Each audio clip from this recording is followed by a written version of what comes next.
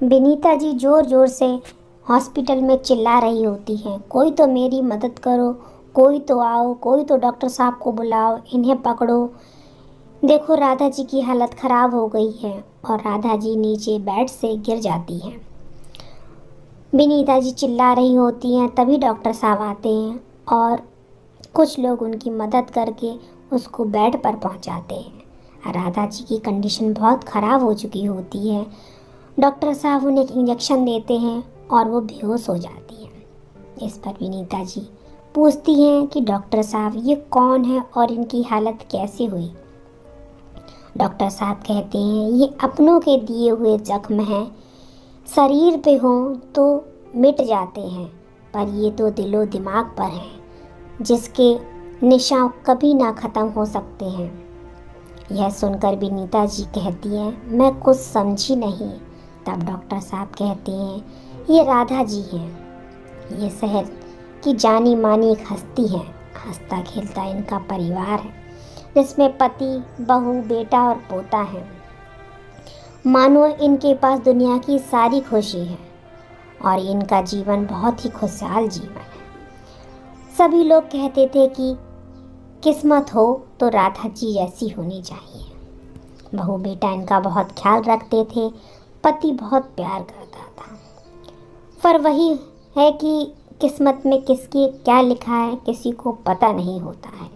एक दिन विनीता जी अपने पति के साथ बाहर घूमने जाती हैं, तभी गाड़ी से उनका एक्सीडेंट हो जाता है। इस हादसे में राधा जी के पति की मृत्यु हो जाती है।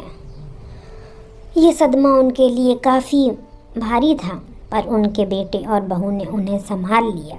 बेटा कहने लगा माँ आप चिंता मत करो, मैं आपका हमेशा अच्छे से ख्याल रखूँगा। माँ अपने बेटे से लिपट कर रोने लगती है, कहती है तुम ही अब मेरा सहारा हो, पता नहीं भगवान ने ऐसा मेरे साथ क्यों किया। फिर वो अपने बेटे के रहने लगती है। कुछ दिनों के बाद बेटे और बहू के व्यवहार में परिवर्तन आने लगता है।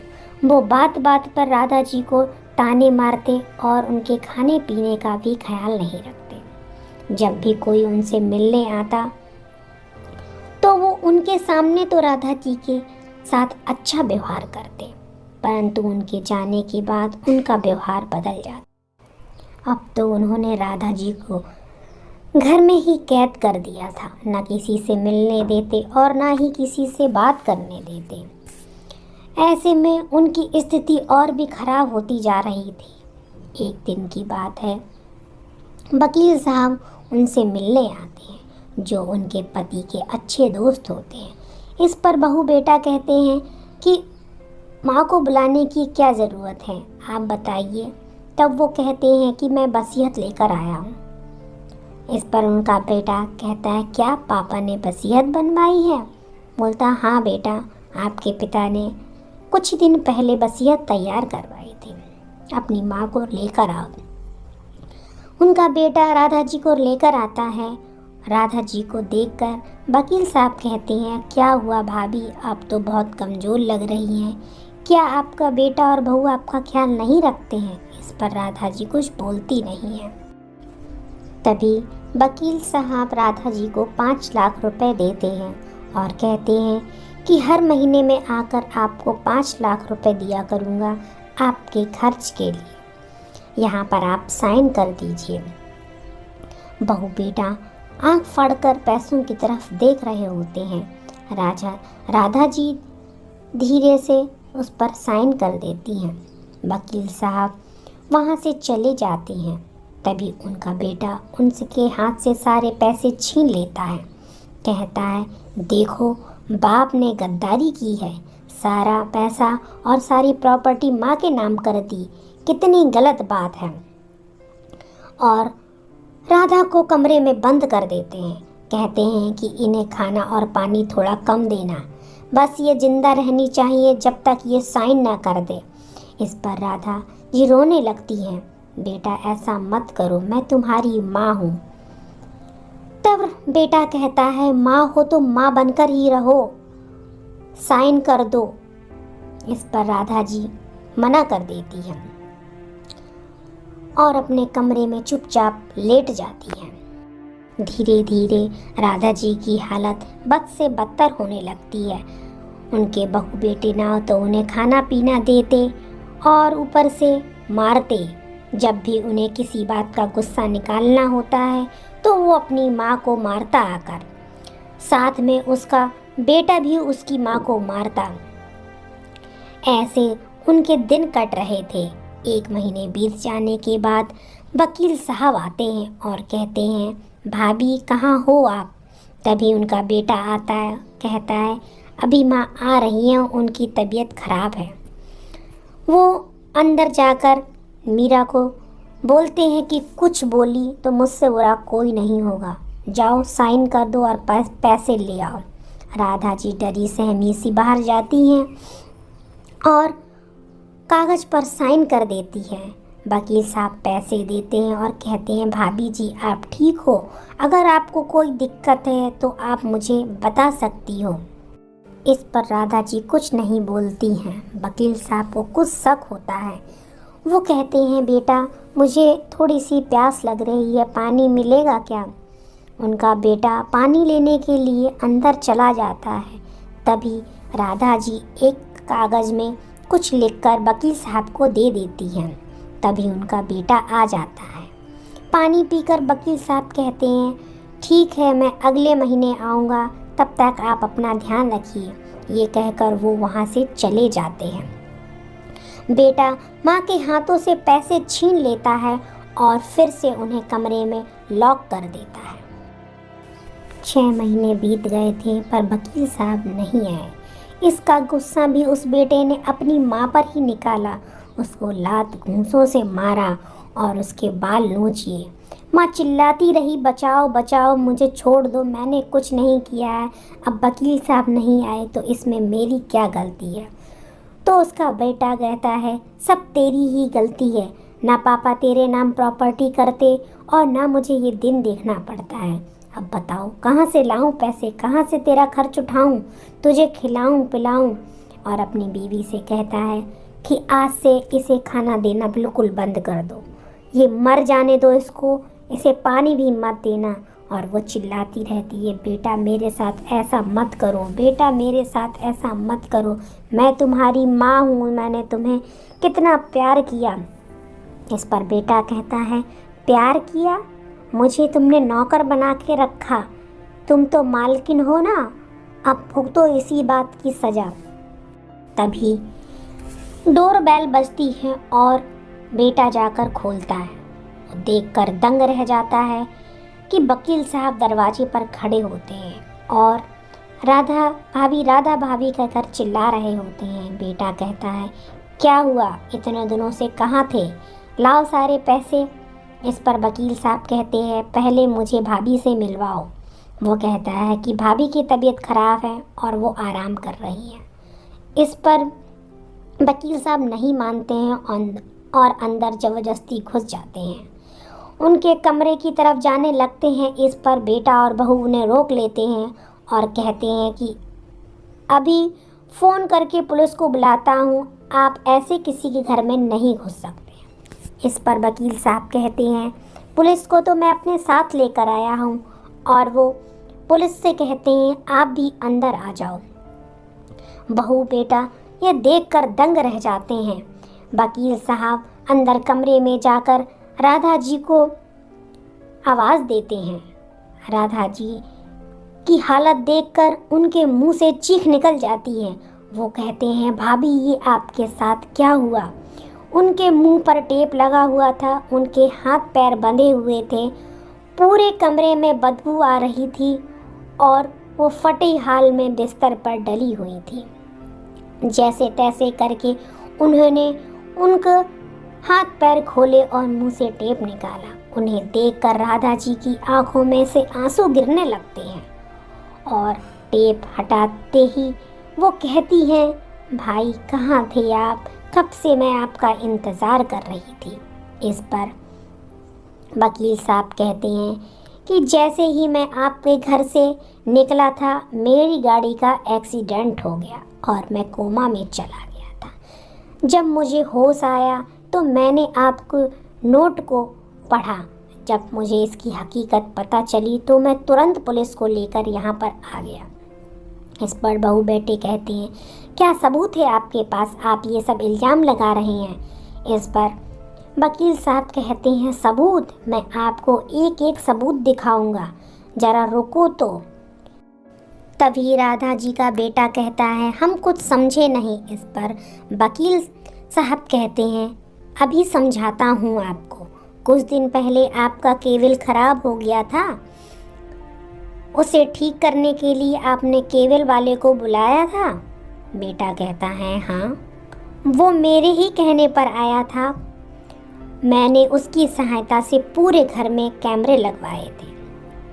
मुझे तो पहले से ही तुम लोगों पर शक था। जब मैंने फुटेज चेक की तो मेरे पैरों के नीचे से ज़मीन खिसक गई। चलिए आप लोगों को भी वो फुटेज दिखाता हूँ। तभी वो फुटेज वो पुलिस वालों और उनके बेटे के सामने चलाता है, जिसमें वो अपनी माँ को बेदर्दी से मार रहा होता है। कभी उनके बाल खींचता, कभी उनके ऊपर लात घूंसों की बारिश करता। इसके साथ में उसकी बहू भी उसको मारती, खाना नहीं देती है, पूरे शरीर में चोटों के निशान पड़े हुए हैं, फिर भी उसे मारे जा रहे हैं। वो रो रही है, गिड़गिड़ा रही है, मुझे छोड़ दो, मुझे जाने दो, मेरी क्या गलती है। और बहू बेटे को तो देखो, इस पर भी उन्हें रहम नहीं आ रहा है और वो उसे मारे जा रहे हैं, और जब तक मारते हैं जब तक वो बेहोश नहीं हो जाती है। तभी उनका पोता आ जाता है और वो कहता है कि माँ और पापा, आपने दादी के साथ इतना सब किया, आप कितने खराब हो, आप कितने गलत हो। मेरी दादी को आपने मारा पीटा। पुलिस वाले अंकल, इन्हें पकड़ कर ले जाओ, इन्हें हवालात में बंद कर दो। और वो अपनी दादी के पास जाता है। दादी से कहता है, दादी आप चिंता मत करो, आज से मैं आपका ख्याल रखूँगा। इस पर राधा जी उसे दूर हटा देती हैं। तब वकील साहब कहते हैं, रुको, अभी एक फुटेज दिखाना तो बाकी है। तभी उनका पोता वहाँ से जाने लगता है। इस पर वकील साहब कहते हैं, आइए महाराज, आप भी बैठिए, अभी तो आपके चिट्ठे खुलने बाकी हैं। इस पर उसके पसीने छूटने लगते हैं और वो कहता है, क्या अंकल जी, बैठो बैठो, तुम्हें भी कुछ दिखाना है।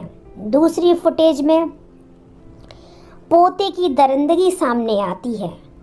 वो अपनी दादी के पास जाता है और कहता है, दादी आपको पापा और मम्मी बहुत मारते हैं, आप एक काम क्यों नहीं करती हो, सारी प्रॉपर्टी आप मेरे नाम कर दो, मैं आपको अच्छे से रखूँगा। इस पर राधा जी कुछ बोलती नहीं है और उससे कहती हैं, तुम्हारे पापा कम थे जो तुम भी उन्हीं के रास्ते पर चल रहे हो। इस पर उनका पोता कहता है, ए बुढ़िया, तेरा दिमाग खराब हो गया है, इतनी मार खाने के बाद भी तुझे अकल नहीं आई है और मार खाना चाहती है। रुक, देख मैं तेरे साथ क्या क्या करता हूँ। और तभी उनका पोता वहाँ से भागने लगता है।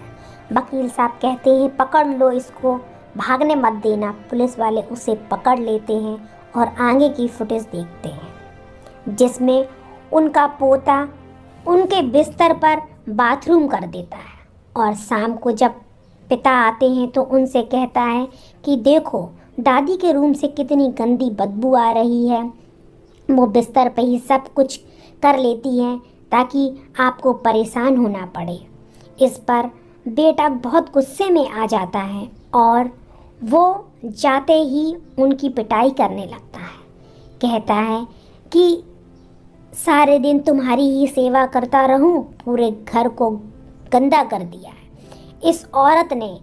और उसे मारते हैं, बाल खींचकर ज़मीन में पटक देते हैं। बहू, बेटे और पोते मिलकर उसे मार मार कर अधमरा कर देते हैं। राधा जी चिल्लाती रहती हैं, मुझे छोड़ दो, मैंने कुछ नहीं किया, ये सब गलती पोते की है, मैंने कुछ नहीं किया है, मैंने बाथरूम नहीं किया है। इस पर पोता कहता है, देखो पिताजी, अब दादी मेरे पर इल्ज़ाम लगा रही है, मैं उनके बिस्तर पे क्यों मुँह दूँगा, क्यों बाथरूम करूँगा। इस पर उनका बेटा कहता है, माँ तो पागल हो गई है, ये मुझे चैन से जीने भी नहीं देती है, पता नहीं कब मरेगी, और उसे उठाकर ज़मीन पर पटक देते हैं। जब वो चिल्लाने लगती हैं तो उनके मुंह पर टेप लगा देते हैं और उनके हाथ पैर बांध देते हैं और उन्हें इतना मारते हैं कि जब तक वो बेहोश नहीं हो जाती है। पुलिस वालों की आंखों से भी आंसू गिरने लगते हैं। एक माँ के साथ उनके बेटे की द्वारा की गई दरिंदगी को देखकर उनकी रूह कांपने लगती है और वो उनके लड़के को थप्पड़ लगाकर कहते हैं कि तुम कैसे अपनी माँ के साथ ऐसा कर सकते हो, जिसने तुम्हें 9 महीने तक अपने पेट में रखा, तुम्हें पाला पोसा, इतना बड़ा किया, और तुमने अपनी माँ के साथ क्या किया। इस पर बहू, बेटे और पोते उनसे माफ़ी मांगने लगते हैं। राधा जी कुछ नहीं बोलती हैं। पुलिस वाले कहते हैं कि चलो थाने में, तुम्हें तुम्हारी करतूतों की सज़ा मिलेगी, तुम्हारा सारा नशा तो मैं उतार दूंगा। वो माफ़ी मांगते रहते हैं पर राधा जी उन्हें कभी माफ़ नहीं करती है। वो ना ही कुछ बोलती हैं और ना ही उनकी तरफ देखती हैं। पुलिस वाले उन्हें पकड़कर ले जाते हैं और इधर राधा जी बेहोश होकर गिर जाती हैं। डॉक्टर साहब कहते हैं तब से ये हॉस्पिटल में हैं और इन्हें बीच बीच में दौरा पड़ता रहता है। डॉक्टर साहब की बात सुनकर विनीता भावुक हो जाती है और उनके आंसू गिरने लगते हैं। वो कहती है कि माँ बाप अपने बच्चों के लिए कितना कुछ करते हैं, उन्हें पालते हैं, पोसते हैं, उनकी हर ख्वाहिश को पूरा करते हैं, अपनी ख्वाहिशों को मारते हैं, और उनके बेटे उनके साथ अच्छा व्यवहार भी नहीं कर सकते हैं। उनकी सेवा करना तो बहुत दूर की बात है। राधा जी की तरफ देखकर वो उन्हें गले से लगा लेती हैं, कहती हैं कि मैं सोचती थी कि बेटा होना कितना ज़रूरी है। मैं भगवान से प्रार्थना करती थी कि हे भगवान, आपने मुझे बेटा क्यों नहीं दिया और मुझे बेटी दे दी।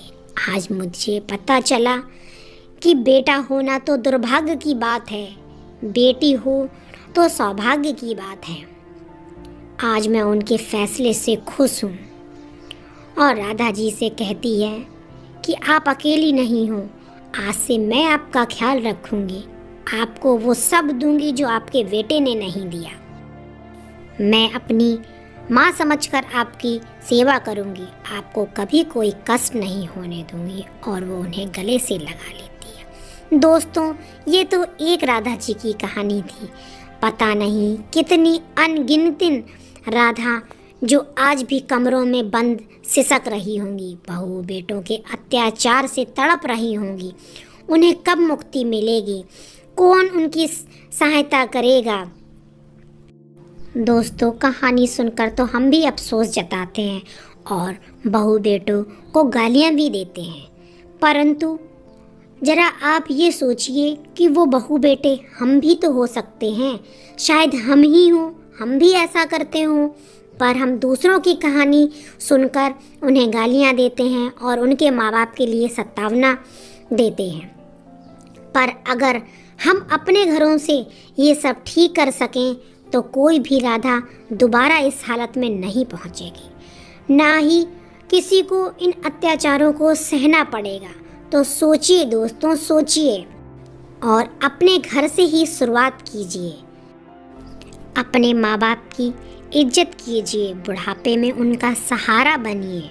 उन्हें आपके प्यार की ज़रूरत है, पैसों की नहीं। उनका ख्याल रखिए। माँ बाप बड़े किस्मत वालों को मिलते हैं। आप उनकी वैल्यू करोगे तो आपके बच्चे भी आपकी वैल्यू करेंगे। जैसा आप उनके साथ व्यवहार करोगे, आपके बच्चे भी आपके साथ वैसा ही व्यवहार करेंगे, क्योंकि बच्चे तो बड़ों से ही सीखते हैं। आज से ही अपने व्यवहार में चेंज लाइए।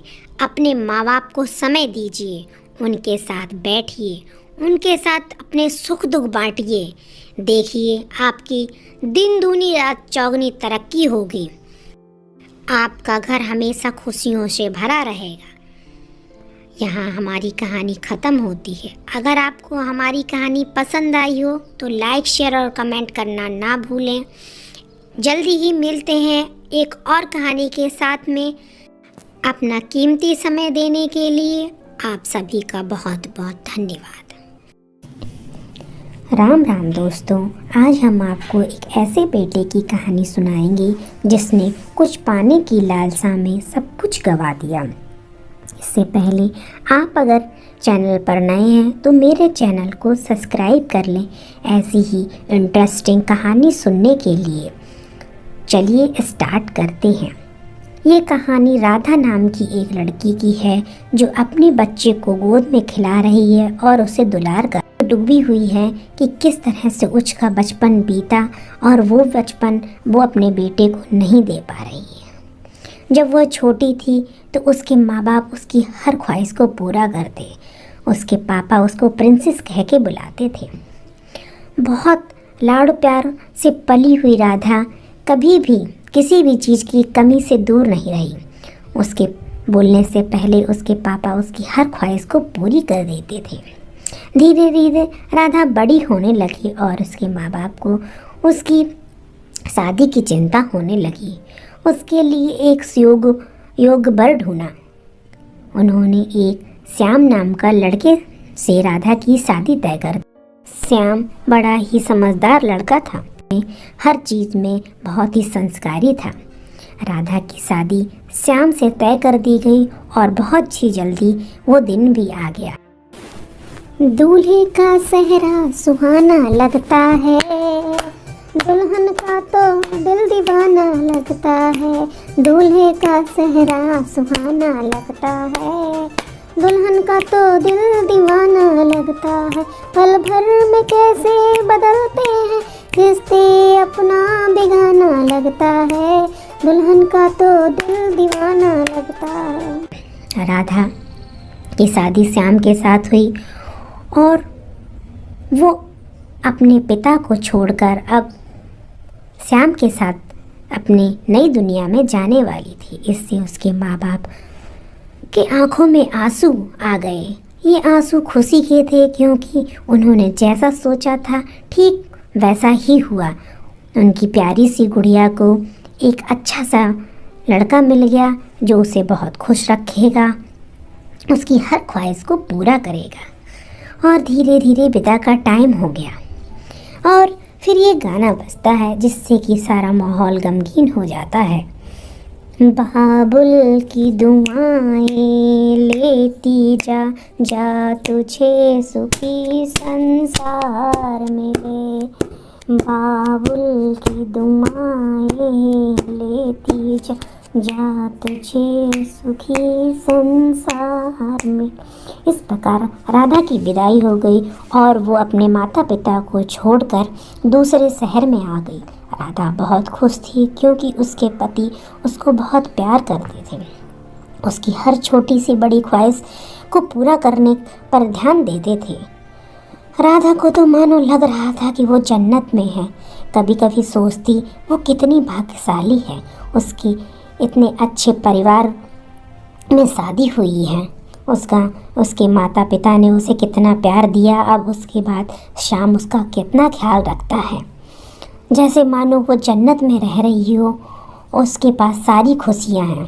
परंतु कभी कभी ऐसा होता है ना कि हमें खुद की ही नज़र लग जाती है और ये राधा नहीं समझ पाई। धीरे धीरे श्याम गलत संगत में पड़ गया। उसने शराब पीना स्टार्ट कर दिया। बुरी संगत में रहने की वजह से वह जुआ खेलने लगा और धीरे धीरे उसकी सारी संपत्ति नष्ट हो गई। उसका काम धंधा सब चौपट हो गया था और वो बुरी संगत में रहकर अब तो लड़ाई झगड़ा भी करता था। कभी कभी वो राधा पे हाथ भी उठा देता था। दारू पीकर जब भी वो घर में आता तो मार पिटाई करता। इससे राधा बहुत दुखी रहती थी, पर वो कुछ कर नहीं सकती थी और हम भगवान से प्रार्थना करती थी, हे भगवान, ये क्या हो गया, मेरे घर को मेरी ही नज़र लग गई, मैं क्या करूं भगवान, सब कुछ कैसे ठीक होगा। परंतु कुछ दिनों के बाद मानो भगवान ने उसकी सुन ली हो और राधा गर्भवती हुई। वो बहुत खुश थी कि अब वो श्याम को बताएगी कि ना बताए, उसे डर भी लग रहा था, परंतु उसने बहुत हिम्मत करके ये बात श्याम को बताई। श्याम ये सुनकर बहुत खुश हो गया। उसने तुरंत ही राधा को गले से लगा लिया और उसके माथा को चूमा। उसने कहा, आज से तुम कोई काम नहीं करोगी, सारे काम की जिम्मेदारी मेरी है, अब तुम सिर्फ आराम करो। ये सुनकर राधा तो बहुत खुश हो गई। उसे लगा पुराना श्याम वापस आ गया है। धीरे धीरे श्याम में भी बदलाव आने लगा। उसने अपनी सारी बुरी आदतें और बुरी संगत छोड़ दी। अब वो राधा का फिर से वैसे ही ख्याल रखने लगा जैसे वो शुरुआत में रखता था। धीरे धीरे सब कुछ अच्छा चल रहा था और एक दिन श्याम का एक्सीडेंट हो गया और उसकी उसमें मृत्यु हो गई। यह सुनकर तो राधा मान लो बिखर गई हो। अब वो क्या करे या क्या ना करे, यह सोचकर वो ज़ोर ज़ोर से रोने लगी। पर कोई रास्ता नहीं था उसके पास में, उसे जीना तो था ही। दुनिया में आए हो तो जीना पड़ेगा, जिंदगी है जहर इसे पीना पड़ेगा। दुनिया में आए हो तो जीना पड़ेगा, जिंदगी है जहर इसे पीना पड़ेगा। कुछ दिनों के बाद राधा ने एक सुंदर से पुत्र को जन्म दिया जिसका नाम उसने सूरज रखा और उसे खिलाती, बड़ा ही लाड प्यार करती। तुझे सूरज कहूँ या चंदा, तुझे दीप कहूँ या तारा, मेरा नाम करेगा रोशन जग में मेरा राज धुला। तुझे सूरज कहूँ या चंदा, तुझे दीप कहूँ या तारा। और इसी गाने के साथ वह अपने अतीत में वापस आ जाती है। उसका बेटा और वो सारी दुनिया उजड़ चुकी थी, फिर भी उसकी सारी दुनिया अब सूरज ही था।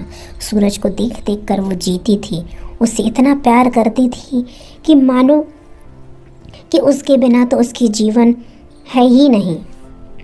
धीरे धीरे सूरज भी बड़ा होने लगा, परंतु सूरज बुरी संगत में और लड़कों के चक्कर में इधर उधर घूमता फिरता, न पढ़ने के लिए स्कूल जाता। फिर भी राधा उससे कुछ नहीं कहती क्योंकि वो उससे बहुत प्यार करती है। समय बीता, अब सूरज बड़ा हो चुका था और धीरे धीरे उसने कॉलेज में जाना स्टार्ट कर दिया, पर वो कोई काम धंधा नहीं करता, ना ही अपनी माँ की मदद करता किसी भी काम को। बस सारा दिन इधर उधर घूमता फिरता रहता था। राधा सोचती कि अभी वो छोटा है, उससे क्या कहूँ, थोड़ा और बड़ा हो जाएगा तो अपनी जिम्मेदारियों को समझने लगेगा। परंतु सूरज है कि समझने का नाम ही नहीं लेता था। कुछ दिनों के बाद सूरज में कुछ बदलाव सा महसूस हुआ राधा को। वो देख रही अब सूरज के बदलाव को देखकर वो बहुत खुश थी। धीरे धीरे सूरज उसके कामों में हाथ बटाने लगता है, उसकी छोटी सी छोटी बात को ध्यान में रखता है। बाजार भी जाता उसके साथ में, माँ से बोलता, माँ आप बहुत काम करती हो, अब आप कम काम किया करो, मैं सब कुछ अच्छा कर दूँगा। राधा ये सुनकर बहुत खुश होती है और इसका माथा चूमती है, मेरा बेटा बड़ा हो गया है। परंतु उसे क्या पता कि उसके दिमाग में क्या चल रहा है। एक दिन सूरज उसको बोलता है, माँ मैं नेहा नाम की लड़की से बहुत प्यार करता हूँ। माँ तो खुश हो जाती है क्योंकि वो माँ होती है। बोलती है, हाँ बेटा मैं तो बहुत खुश हूँ। उसने कहा, मैं उसी से शादी करना चाहता हूँ। माँ ने कहा, ठीक है। कुछ दिनों के बाद सूरज नेहा के पास जाता है और उससे बोलता है कि मैं तुमसे शादी करना चाहता हूँ। नेहा उसे मजाक में टाल देती है, हाँ हाँ बाद में कर लेंगे। फिर वो अपने घर आ जाता है। थोड़े दिनों के बाद सूरज अपनी माँ से कहता है, माँ मैं आपके लिए खाना बनाऊंगा, आज मैं ही बनाऊंगा, आप मत बनाना। वो बाज़ार से सब्जी लेकर आता है, माँ के लिए खाना बनाता है और उसे खिलाता है। माँ खाना खाकर लेटने चली जाती है। तभी सूरज माँ के पास आता और बोलता है, माँ मुझे माफ़ कर दो, मैंने खाने में बेहोशी की दवा मिला दी थी, क्योंकि नेहा ने कहा है कि मुझे आपका दिल चाहिए। अब मैं दिल कैसे निकालता, तो मैंने आपको बेहोश कर दिया। इतना कहते ही सूरज ने खंजर निकाला और माँ की सीने को चीर कर दिल बाहर निकाल लिया। माँ उसकी तरफ देखती रही और कुछ भी नहीं बोल पाई। सूरज वह दिल लेकर नेहा की तरफ भागते हुए गया। जैसे ही वह भाग रहा था, उसे ठोकर लगती है और वो नीचे गिर जाता है। तभी आवाज़ आती है, बेटा कुछ हुआ तो नहीं, तुम्हें लगी तो नहीं। सूरज इधर उधर देखता है, वो दिल से आवाज़ आ रही होती है। वो दिल उठाता है और चुपचाप वहाँ से नेहा के घर चला जाता है। नेहा के घर पहुंचकर वो ज़ोर ज़ोर से चिल्लाने लगता है, नेहा बाहर आओ, नेहा नेहा करके। नेहा बाहर आती है और पूछती, क्या हुआ, क्यों चिल्ला रहे। उसने कहा, अब तो तुम्हें मुझसे शादी करनी ही पड़ेगी, देखो मैं तुम्हारे लिए अपने माँ का दिल लाया हूँ। इस पर नेहा भौचक्की रह जाती है। वो जोर से सूरज को एक चांटा मारती है, अरे मूर्ख, तूने जिसने तुझे जन्म दिया तो उसका नहीं हुआ। तूने एक पल नहीं सोचा कि माँ को कितनी तकलीफ़ हुई होगी, और तूने 2 दिन के प्यार के लिए उसका दिल निकाल लिया। तूने ये कैसे सोचा कि मैं ऐसे इंसान के संग पूरी ज़िंदगी बिता सकती हूँ। अभी यहाँ से निकल जाओ, तुरंत अभी यहाँ से निकलो। और उसे धक्के मार के वो बाहर निकाल देती है। अब सूरज पछता रहा होता है और उसे माँ का ख्याल आता है और वो भागता है, ज़ोर ज़ोर से भागता है और माँ माँ चिल्लाता है। घर पहुँचकर वो दिल को माँ के सीने में फिट करने की कोशिश करता है, लेकिन माँ तो उसे छोड़कर जा चुकी होती है। बहुत देर हो चुकी थी और सूरज कुछ कर नहीं सकता था। वो बहुत पछता रहा था कि उसने अपनी माँ की सच्ची मोहब्बत को नहीं देखा। 2 दिन के प्यार के चक्कर में उसने अपनी माँ को ही मार डाला, और ये सदमा सूरज बर्दाश्त ही नहीं कर पाता है और वो पागल हो जाता है। आसपास पड़ोस के लोग देख देख कर कभी कभी बातें करती और ज़ोर ज़ोर से हंसते हैं कि ये पागल लड़का जिसने अपनी माँ को खुद ही मार डाला, और अपने बच्चों से कहते हैं कि देखो, इसने 2 दिन के प्यार के लिए अपनी माँ का कत्ल कर दिया। ऐसे बच्चे होने से तो ना ही हो तो अच्छा होता है। सब लोग उस पर हंस रहे थे और सूरज माँ माँ चिल्ला रहा था, माँ मुझसे गलती हो गई, मुझे माफ़ कर दो, मैं तो तुम्हारा प्यारा बेटा हूँ। माँ माँ वापस आ जा, माँ मेरी माँ वापस आजा मेरी माँ, माँ मैं तेरा लाडला, माँ मैं तेरा लाड। अब पहले जैसा कुछ नहीं रहा। वो सूरज जिस पे माँ बलैया ले रही थी, जिसे इतना प्यार करती थी, उसके कहने से वो उठ नहीं सकती थी, क्योंकि सब कुछ ख़त्म हो चुका था। एक बेटे ने अपनी माँ की जान ले ली, वो भी अपने हाथों से। ये कितनी दुर्भाग्य की बात है कि जिस बच्चे को इसने इतना प्यार किया, जिसके पास सहारे हुए देख देख कर उसे जी रही थी, आज उसी बच्चे ने उसे अपने हाथों से जिंदा मार दिया। किस तरह से उसके सारे सपनों को कुचल दिया। आप ही लोग बताएं कहाँ तक ये सही है कि 2 दिन के प्यार के चक्कर में आप अपने माँ बाप के बरसों के प्यार को और इज्जत को दांव पर लगा देते हैं। इसमें माँ बाप की क्या गलती होती है जो उनको इतनी बड़ी कीमत चुकानी पड़ती है। आपकी क्या राय है, कमेंट कर कर हमें ज़रूर बताइए। जल्दी ही मिलते हैं एक नई स्टोरी के साथ में। तब तक के लिए सबको राम राम। राम राम दोस्तों, आज की कहानी एक ऐसी सास की कहानी है जो अपनी बहू के द्वारा सताई गई हुई है। कहानी शुरू करने से पहले आप अगर चैनल पर नए हैं तो मेरे चैनल को सब्सक्राइब कर लें। तो चलिए स्टार्ट करते हैं। ये कहानी एक 55 वर्षीय शीला की कहानी है, जिसका पति 10 साल पहले गुजर चुका है। उसका एक बेटा, एक बहू और एक पोता है। बेटा कामकाज के सिलसिले में शहर से बाहर रहता है और पोता पढ़ने के लिए बाहर गया हुआ है। वो और उसकी बहू ही घर पर रहते हैं। बहू एक नंबर की कामचोर है, आलसी है, कोई काम नहीं करती है, दिन भर बिस्तर पर पड़ी रहती है और खाती रहती है।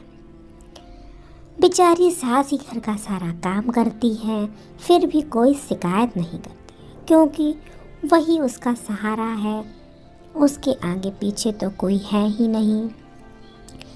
कभी कभी तो उसकी बहू हद ही कर देती है। एक दिन की बात है, वो ज़ोर ज़ोर से चिल्ला रही होती है, क्या हुआ माँ जी, आज सुबह से आपने खाना भी नहीं बनाया है? हैं, ये क्या सब चल रहा है? मुझे तो बहुत ज़ोर से भूख लग रही है, कब तक बनेगा खाना? अरे बहू, आज मेरी तबीयत कुछ ढीली है, इसीलिए लेट हो गई हूँ। हाँ वो तो सब ठीक है, पर खाना बनाओ, मुझे भूख लग रही है। बहू आज तू ही खाना बना ले। क्या बोल रही हो माँ जी, मुझे तो काम करना बिल्कुल अच्छा नहीं लगता है, आप ही बनाओ। आप क्या करोगी पूरे दिन? जाओ जाओ, ठीक हो जाओगी, जल्दी से खाना बनाओ मेरे लिए। बेचारी सास उठती है और हिम्मत करके खाना बनाने लगती है। जैसे तैसे वो सारा खाना निपटाती है, फिर बहू को खाना देती है। बहू तो खाकर वहीं सो जाती है और सास बेचारी अपने कमरे में जाकर जैसे ही लेटने वाली होती है, तभी दरवाजे पर खटखट होती है।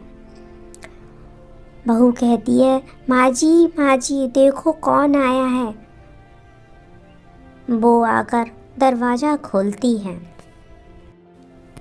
दरवाज़ा खोलते ही वह अपने पोते को देखकर बहुत खुश हो जाती है। उधर से बहू आवाज़ देती है, कौन है माँ जी, कौन है? तभी राहुल कहता है, माँ मैं आ गया हूँ।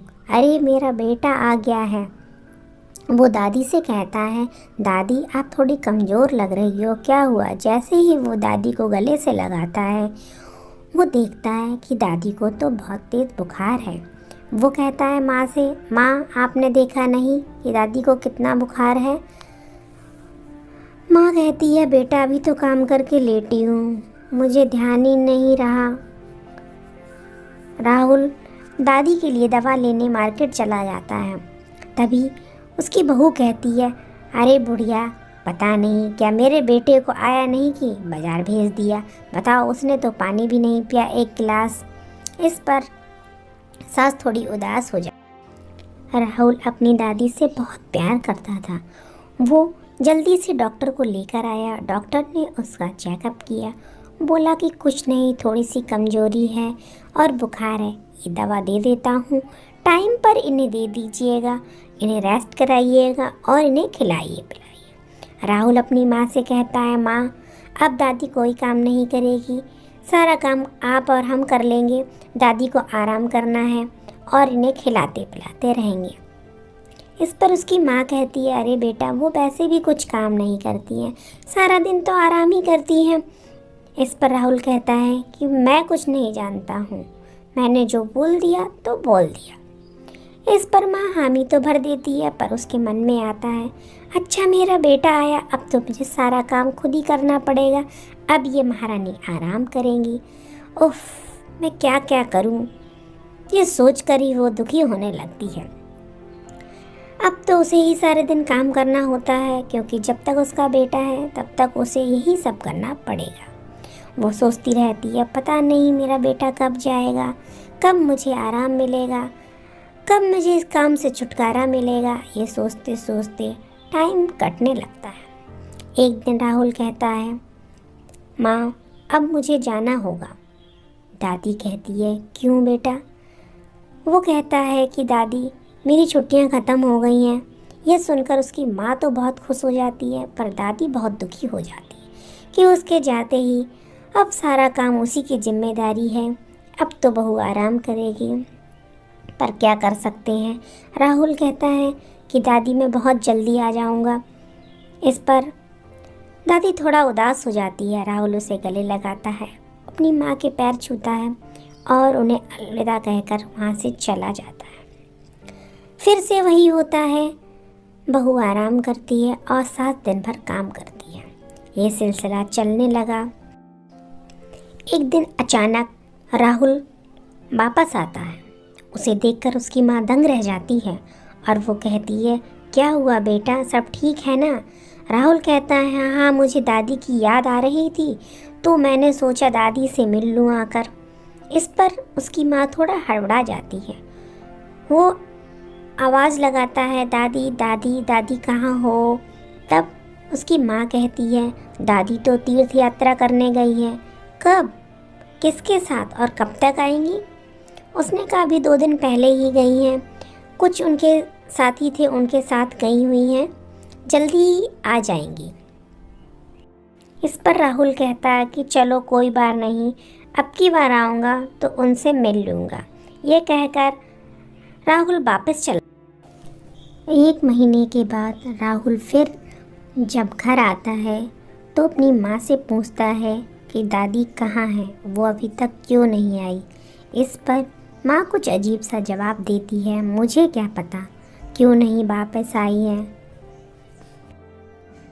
राहुल गुस्से से घर के बाहर चला जाता है। बाहर जाकर उसे पता चलता है कि उसकी माँ ने उसकी दादी को घर से निकाल दिया है। इस पर राहुल को बहुत गुस्सा आता है और वो घर वापस आकर अपनी माँ से कहता है कि क्या किया है आपने दादी के साथ में। इस पर उसकी माँ हड़बड़ा जाती है और कहती है, क्या किया? मैंने तो कुछ भी नहीं किया है। कुछ तो किया है, मुझे सब पता है। सब लोग आपस में बात कर रहे हैं कि आपने दादी को घर से निकाल दिया है। इस पर उसकी माँ कहती है, सब मुझसे जलते हैं और इसीलिए फालतू की बात कर रहे हैं। राहुल कहता है, माँ सच सच बताओ, आप ही ने कुछ किया है ना? बताओ क्या किया आपने? इस पर राहुल कहता है, माँ आप ही ने कुछ किया है। हाँ हाँ, मैं ही कुछ करती हूँ, वो तो कुछ बोलती ही नहीं थी। मैं तो ज़रा सा भी कुछ बोल देती हूँ, तुम सबको गलत लगता है। वो अपनी मर्जी से चली गई, मैंने कुछ नहीं कहा है। राहुल कहता है, माँ ऐसा हो ही नहीं सकता, दादी ठीक से चल भी नहीं पाती हैं, वो कितनी कमज़ोर हैं और उनका कोई दूसरा ठिकाना भी नहीं है। वो कहाँ गई होंगी, बताओ वो कहाँ गई होंगी? इस पर उसकी माँ कुछ नहीं बोलती है और चुपचाप अपना काम करने लगती है। राहुल गुस्से में बाहर चला जाता है और कहता है वो कभी वापस नहीं आएगा, जहाँ उसकी दादी नहीं वहाँ वो भी नहीं रहेगा। कुछ दिनों के बाद दरवाजे पर खटखट की आवाज़ होती है। मीना दरवाज़ा खोलती है। राहुल को देखकर वो बहुत खुश होती है और उसे गले से लगा लेती है, परंतु राहुल कुछ बोलता नहीं है।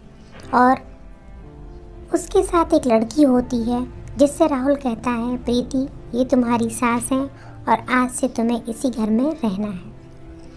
प्रीति मीना के पैर छूती है और घर के अंदर प्रवेश करती है। मीना उसे देखकर बहुत खुश थी और राहुल उससे बात नहीं कर रहा था, इस बात से वो दुखी थी। कुछ दिनों तक सब कुछ अच्छा चल रहा था, परंतु धीरे धीरे प्रीति के व्यवहार में बदलाव आने लगा।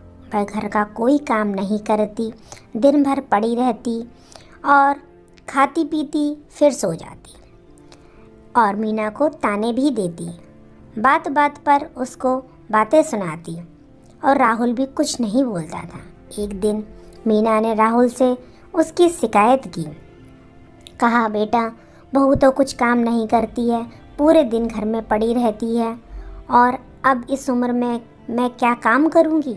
इस पर राहुल कहता है, तो थोड़ा सा काम कर लेंगी तो मर थोड़ी ना जाएंगी, और इतनी भी आपकी उम्र नहीं हुई है कि कुछ काम ना कर सकें। जब खाएंगी तो काम भी करना पड़ेगा। यह सुनकर मीना के पैरों के नीचे से ज़मीन खिसक जाती है। वो सोचती है कि मेरा बेटा ये क्या बोल रहा है, ज़रूर बहू ने इस पर कुछ जादू कर दिया है। वो ये सब बातें प्रीति सुन लेती है और वो कहती है, अच्छा अपने बेटे से मेरी चुगली की जा रही है, देखो इस बुढ़िया के कितने पर निकल आए हैं। इस पर मीना बहुत गुस्सा होती है कि तुम्हें बात करने की तमीज़ नहीं है, कैसे बड़ों से बात करते ये भी तुम्हारी माँ ने तुम्हें नहीं सिखाया। इस पर प्रीति कहती है, मेरी माँ पर तो जाओ ही मत आप, समझी, वरना क्या? मीना कहती है, मुझे धमकी दे रही हो? धमकी नहीं दे रही हूँ, बता रही हूँ। इस पर राहुल कहता है, बस झगड़ने लगी माँ, आपको कुछ काम धाम नहीं है, जाकर काम कीजिए। इस पर मीना कहती है, अपनी बीवी से तो कुछ कहते नहीं हो, मेरे में ही कमी निकालते रहते हो। प्रीति तुनक जाती है और कहती है, राहुल या तो तुम्हारी माँ इस घर में रहेगी या मैं रहूँगा। तब राहुल कहता है कि तुम प्रीति कहीं नहीं जाओगी, जिसे जाना है वो चला जाए। मीना कहती है, ये मेरा घर है, मैं क्यों जाऊँ, तुम लोग जाओ यहाँ से। तो राहुल कहता है, ये घर आपका नहीं है, ये मेरी दादी का घर है, समझी। अभी इस घर को खाली करो, तुरंत यहाँ से निकल जाओ। और अपनी माँ का हाथ पकड़कर बाहर की तरफ ले जाता है। मीना चिल्लाती रहती है, मुझे छोड़ दो, मैं कहीं नहीं जाऊँगी, ये मेरा घर है। राहुल उसकी एक नहीं सुनता है और उसे घर के बाहर ले जाकर छोड़ देता है। पर एक बूढ़ी औरत आती है और राहुल को एक थप्पड़ मारती है। मीना देखती है, अरे ये तो माँ जी है, और वो कहती है, माँ जी मुझे माफ़ कर दो। इस पर उसकी दादी कहती है, राहुल बेटा तुम क्या कर रहे हो, जो तुम्हारी माँ ने गलती की वही तुम कर रहे हो, ऐसा नहीं करना चाहिए तुम्हें, वो मेरी बहू है, वो कुछ भी कर सकती है, तुम्हारी इतनी हिम्मत कि तुम अपनी माँ के संग ऐसा व्यवहार। इस पर राहुल कहता है, देखो माँ, आपने दादी के साथ कितना बुरा किया, फिर भी दादी आपका पक्ष ले रही है और मुझे थप्पड़ भी मारा उन्होंने। इस पर मीना कहती है, मुझसे गलती हो गई, और वो अपनी सासू माँ से माफ़ी मांगती है। कहती है, माँ मुझसे गलती हो गई, मुझे माफ़ कर दीजिए, मैंने आपके साथ कितना गलत व्यवहार किया है। तब राहुल कहता है कि माँ, ये सब तो हम जानबूझकर कर रहे थे, जिससे आपको अपनी गलती का पछतावा हो। जब आपने दादी को घर से बाहर निकाल दिया था तो वो सड़कों पर भीख मांग रही थी, अगर वो मुझे नहीं मिलती उस दिन तो पता नहीं उनके साथ क्या हो। ये तो भगवान की कृपा है जो मैं उस दिन गुस्से से घर से निकल गया और दादी मुझे मिल गई। तब मीना कहने लगी, मुझे माफ़ कर दो, मैं इससे गलती हो गई, आज के बाद मैं कभी आपका अपमान नहीं करूँगी, ये घर आपका है, आप जैसा चाहोगी वैसा होगा। शीला उसे माफ़ कर देती है और कहती है, बहू गलतियाँ तो अपनों से ही होती हैं, और उसे सीने से लगा लेती है। सब मिलकर साथ में रहने लगते हैं और यहीं पर हमारी कहानी ख़त्म होती है। दोस्तों, इस कहानी से हमें ये शिक्षा मिलती है कि जैसा व्यवहार हम खुद के लिए चाहते हैं वैसा ही हमें दूसरों के साथ करना चाहिए। अपना कीमती समय देने के लिए आपका बहुत बहुत धन्यवाद। जल्दी ही मिलते एक नई कहानी के साथ।